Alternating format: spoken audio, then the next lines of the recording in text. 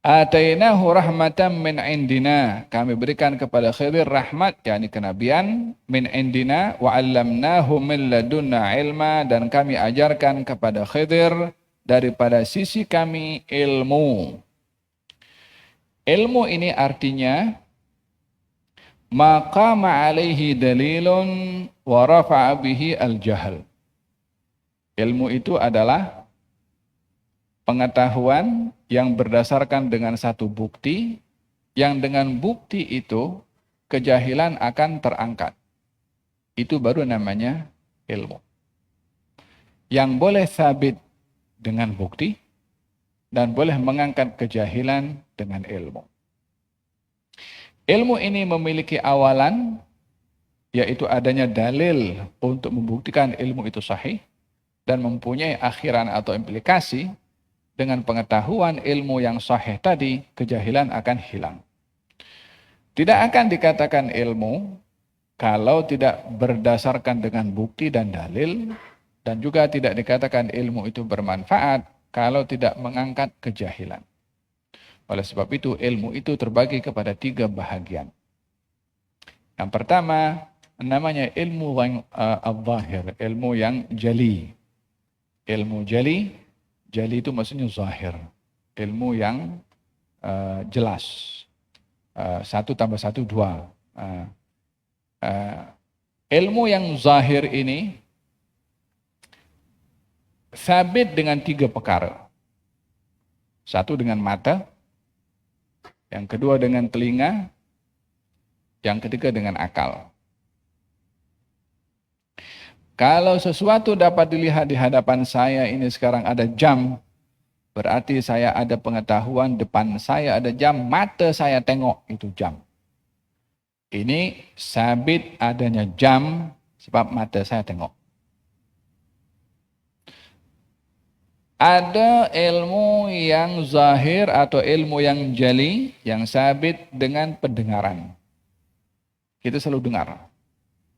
Dan yang bercakap ramai, sehingga orang ramai yang memberi info membuktikan tidak mungkin info itu dusta, sebab ramai yang beritahu.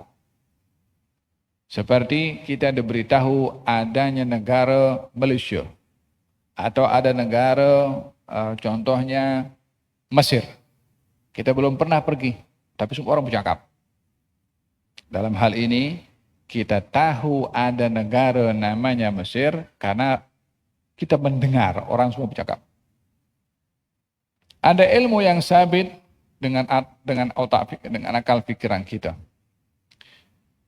Ilmu tajribi. Ilmu tajribi ini sains. Itu ilmu sabit disebabkan karena dibuktikan melalui eksperimen.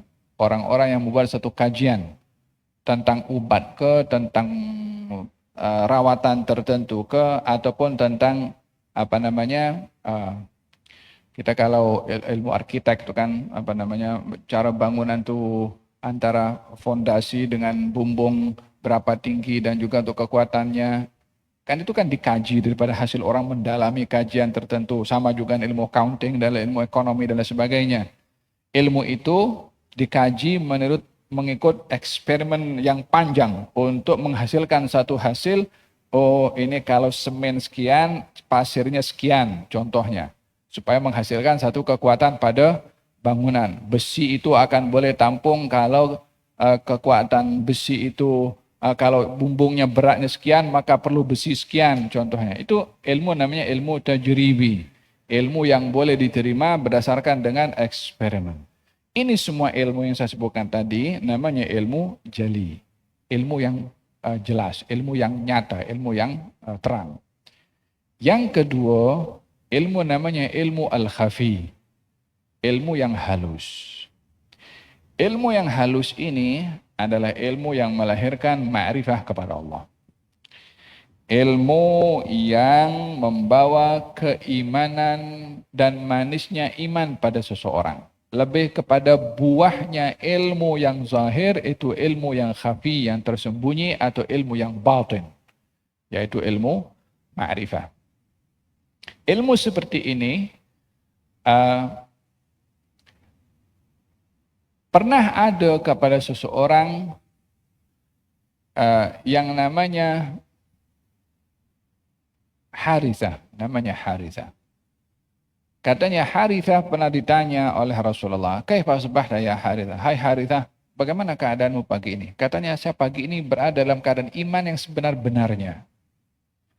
Kata Nabi, apa buktinya? Katanya, "Ya Rasulullah, seakan-akan saya ini boleh nampak arasnya Allah depan mata saya. Seakan-akan saya melihat penghuni surga di surga sedang menikmati dan penghuni neraka di neraka sedang kesakitan dan pedih." Nabi bersabda, "Abdun nawwarallahu qalbah arafta falzam." Ini orang sudah diberi nur oleh Allah Subhanahu wa taala di hatinya, bagi nur ma'rifah. Engkau dah tahu, engkau dah sampai kepada peringkat ma'rifah yang gaib jadi nampak jelas. Surga belum ada penghuni, neraka belum ada penghuni. Tapi sifat penghuni surga ada dalam Quran, sifat penghuni neraka juga ada dalam Quran. Arasy Allah tak ada siapa boleh mata melihat, tapi dijelaskan dalam Al-Quran juga dalam hadis. Pengetahuannya dan imannya terhadap apa yang ada dalam Quran dan hadis tentang hal-hal yang gaib, katanya hampir saja aku melihat dengan kedua mata aku. Ini namanya ilmu al-khafi atau ilmu ma'rifah yang diberikan oleh Allah Subhanahu wa taala berdasarkan dengan istiqamahnya orang itu dalam ibadah dan kesungguhannya dalam melakukan ketaatan kepada Allah Subhanahu wa taala. Wattaqullaha wa yu'allimukum Allah. Ini Allah berfirman, bertakwa kamu kepada Allah, Allah akan ajarkan ilmu kepada kamu. Jadi sumber ilmu ini akan diberi dengan ketaatan, dengan ubudiyah, dengan istiqamah, dengan ibadah, dengan tekun, dengan sidik, dengan khusyuk, dengan sungguh-sungguh, Allah akan kasih itu ilmu seperti mana dijanjikan oleh Allah, wattaqullaha wa yu'allimukumullah. Bertakwa kamu kepada Allah, Allah akan ajarkan kepada kamu ilmu. Ilmu ini namanya ilmu al-khafi, ilmu yang halus, ilmu yang tersembunyi, yaitu ilmu ma'rifah. Hal seperti ini darajatnya berbeza satu dengan yang lain berdasarkan dengan keimanannya kepada Allah Subhanahu wa taala, sehingga sejauh orang itu istiqamah dalam ketaatan dan ibadah, sejauh itu dia akan diberi ilmu yang namanya ilmu al-khafi atau ilmu yang halus. Yang ketiga namanya ilmu ladunni. Ilmu ladunni ini adalah ilmu yang dikasih oleh Allah kepada seseorang tanpa dia belajar.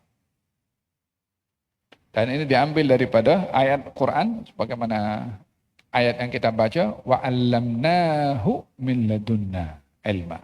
Kami ajarkan kepada Khidir ilmu daripada sisi kami. Wala tanpa belajar, wala apa, terus dikasih ilmu oleh Allah Subhanahu wa taala kepada Nabi Khidir. Diambil juga daripada hadis Rasulullah sallallahu alaihi wasallam, katanya, man alima wa amila wa 'allama awrathahu Allahu ilma ma lam ya'lam. Barang siapa yang belajar, kemudian beramal, kemudian mengajar, maka Allah akan beri kepadanya ilmu yang dia tidak belajar. Ini namanya ilmu ladunni. Jadi yang basic adalah ilmu yang kita perlu belajar. Dan tidaklah seseorang itu bergantung dengan ilmu yang dikasih oleh Allah tanpa kita belajar. Mungkin sebagian daripada orang, kan Allah boleh kasih, tak perlu kita belajar, hadir majelis ta'lim, duduk kat rumah kita zikir saja, tunggu ilmu dari Allah Subhanahu wa taala boleh kasih. Allah jadikan ilmu itu didapat dengan belajar. Innamal ilmu bit ta'allum. Ilmu itu dapat dengan kita belajar. Adapun Allah akan kasih tanpa belajar, itu hak prioriti Allah untuk kasih kepada siapa yang dikehendaki. Tapi ketetapan yang Allah jadikan untuk manusia, itu belajar. Sama juga dengan rezeki. Allah boleh bagi rezeki tanpa orang bekerja. Tetapi ketetapan yang Allah mahukan pada manusia, atau sunnatullah kepada manusia, adalah kerja untuk diberi rezeki. Adapun Allah akan kasih tanpa orang itu bekerja, itu hak prioriti Allah Subhanahu wa taala untuk karena tak ada siapa yang boleh menghalang akan perbuatan Allah Subhanahu wa taala. Karena kalau kita batasi, Allah akan bagi rezeki kepada orang yang bekerja sahaja. Berarti kita batasi kekuasaan Allah hanya kepada orang bekerja, dia tak boleh bagi kepada orang yang tak kerja. Siapa boleh batasi Allah untuk kita berbuat demikian? Oh, ilmu itu hanya boleh dapat dengan belajar. Kalau tak boleh belajar, Allah tak akan kasih ilmu kepada dia. Kenapa dibatasi kekuasaan Allah untuk beri kepada orang tanpa belajar, terpulang kepada Allah Subhanahu wa taala untuk beri atau tidak beri? Cuma itu bukan bidang yang ditetapkan oleh Allah kepada kita untuk dapatkan rezeki ataupun ilmu kecuali dengan bekerja atau dengan belajar. Itu sunnatullah yang ditetapkan untuk manusia. Fahim dong? Realiti yang kita dapat di dalam Al-Quranul Karim, ada orang tak kerja tapi dapat rezeki. Ada orang tak keluar dalam bilik tapi boleh makan. Ya kan? Siti Maryam ada dalam bilik. Lah keluar wala pergi mana-mana. Kemudian ada di hadapan makanan. Nabi Zakaria masuk. Karena laki hada. Daripada mana makanan ini? Tak ada sesiapa masuk bilik ini kecuali aku je, yakni Nabi Zakaria, yang hantarkan hari-hari makanan kepada kamu hanya aku. Tak ada orang masuk bilik Siti Maryam kecuali Nabi Zakaria. Tapi kali ini Nabi Zakaria tak masuk dalam bilik, boleh ada makanan. Yang menakjubkan, makanan yang ada dalam bilik Siti Maryam di luar tidak bermusim. Sehingga Nabi Zakaria pun kalau nak beli atau nak ambil daripada luar, tak ada keluar. Macam mana boleh ada dalam bilik Siti Maryam? Kata Siti Maryam, qalat huwa min indillah, innallaha yarzuqu man yasha'u bighairi. Allah bagi rezeki tanpa hisab, usaha tanpa usaha terpulang kepada dia. Tak ada siapa orang boleh mempertikai Allah Subhanahu wa taala atas perbuatannya. Di saat Siti Maryam mengandung dan perlu makan, Allah perintahkan kepada Siti Maryam, wa huzzi ilaiki bijid'in nakhlati tusaqit alaiki rutaban janiyah.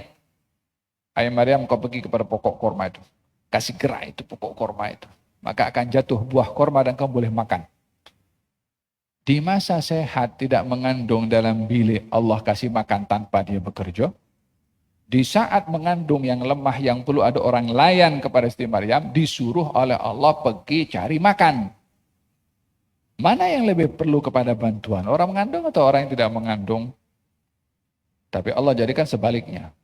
Saat mengandung, pergi ya, cari kerja, usaha. Di saat dalam biliknya sehat, tak apa, dihantarkan makanan oleh Allah Subhanahu wa taala. Untuk menunjukkan bahwasanya perbuatan Allah tak boleh siapa boleh kawal. Tak boleh siapa boleh atur Allah Subhanahu wa taala atas perbuatannya. Yang dibahaskan ketetapan dan sunnatullah. yakni hukum yang Allah tetapkan di dunia bagi manusia. Adapun Allah tak tertakluk dengan hukum manusia. Yaitu ilmu dengan belajar, rezeki dengan berusaha. Jadi kita ada bahaskan ilmu ada berapa di sini? Ada 3. Ada ilmu namanya ilmu jali, ilmu yang zahir. Ilmu namanya ilmu khafi, ilmu yang halus dan sembunyi, yaitu artinya ma'rifah kepada Allah Subhanahu wa taala. Yang ketiga adalah ilmu namanya ilmu laduni, yang Allah boleh kasih walaupun tanpa belajar.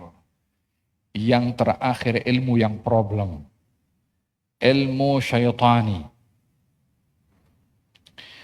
Ilmu syaitan adalah ilmu yang didapat oleh orang dengan cara menentang perintah dan larangannya Allah. Ilmu syaitani boleh ada kalanya dia pandai. Ada kalanya dia boleh memberitahukan hal yang gaib. Ada kalanya dia boleh tunjuk sesuatu yang di luar kebiasaan. Seperti berlaku kepada tukang sihir yang menyihir orang-orang di Mesir ketika berhadapan dengan Nabi Musa yang melemparkan tali, kemudian fasahara ayunan nas. Maka tukang sihir itu menyihir mata orang ramai.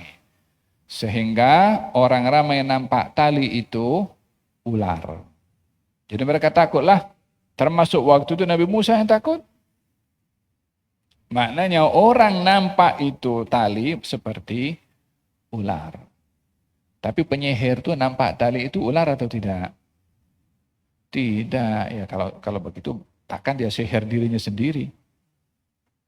Nah, makanya dikatakan tukang sihir itu sihir mata orang, bukan sihir matanya sendiri. Itu tukang sihir nampak itu tali aja. Orang nampak ular. Ini ilmu syaitan. Ilmu syaitan. Ilmu syaitan ini menyerupai beberapa keadaan dengan ilmu Rahman. Ilmu daripada Allah Subhanahu wa taala. Dalam hal-hal yang bersifat khariqul adah. Hal-hal yang bertentangan dengan atau hal yang berlaku di luar kebiasaan. Seperti berjalan di atas air contohnya. Atau dia boleh terbang contohnya. Atau dia boleh sembuhkan orang sakit dengan segera contohnya. Atau dia boleh bagi tahu, tadi awak buat macam ni ya. Ilmu seperti ini ada kalanya dia ilmu karamah dari Allah, ada kalanya ilmu daripada syaitan. Perbezaannya adalah orang yang bercakap itu. Adakah orang itu istiqamah dan ahli ibadah atau sebaliknya? Jika orang itu yang istiqamah, ibadah, khusyuk, taat, jujur, ya, itu boleh jadi satu hal yang karamah. Selagi ia bukan menjadi satu nunjuk kepada orang lain. Berbeza dengan orang yang dia boleh melakukan hal yang luar biasa. Air di hadapan warna putih, berubah jadi merah contohnya. Ini penyakit awak sudah pindah dalam air sini. Contoh. Jika yang melakukannya tidak taat pada Allah, tidak istiqamah dalam ibadah, melakukan hal-hal yang lagha dan mungkar, sehebat manapun keluar biasaan yang dinampak, tetap itu adalah ilmunya syaitan. Jadi untuk kita memahami ilmu yang saya bagikan tadi 3 itu adalah ukurannya orang itu taat pada Allah atau tidak. Orang itu istiqamah dalam kebaikan pada perintah dan larangannya Allah atau tidak. Kalau tidak, tolak hatta pakai serban. Hatta hari-hari pegang tasbih. Tasbih berapa berzikir? 100.000 kali setiap hari. Salat tak salat? Belajar tak belajar? Kalau asbab untuk mendapatkan ilmu itu tidak ada. Tidak ada ketaatan pada Allah yang dilakukan. Jangan terpengaruh dengan pakaian atau dengan tasbih ataupun dikalungkan dalam dia punya kalungnya, atau kata Sayyidina Syekh Abdul Qadir Jalil mengatakan ilmu kita ini adalah ilmu yang diukur dengan kitab dan sunnah. Kalau bertentangan tolak. Hatta nak tuju apa? Katanya kalau kamu nampak orang berjalan di atas air tak tenggelam atau berjalan di atas angin tak jatuh, jangan percaya dulu. Sehingga kamu hukum dulu perbuatannya itu tepat dengan apa yang dalam Al-Quran atau dalam hadis Rasulullah. Kalau tak menepati pada orangnya, tolak tepi. Untuk tidak terpengaruh dengan hal-hal yang bersifat hanya luar biasa. Faham dong?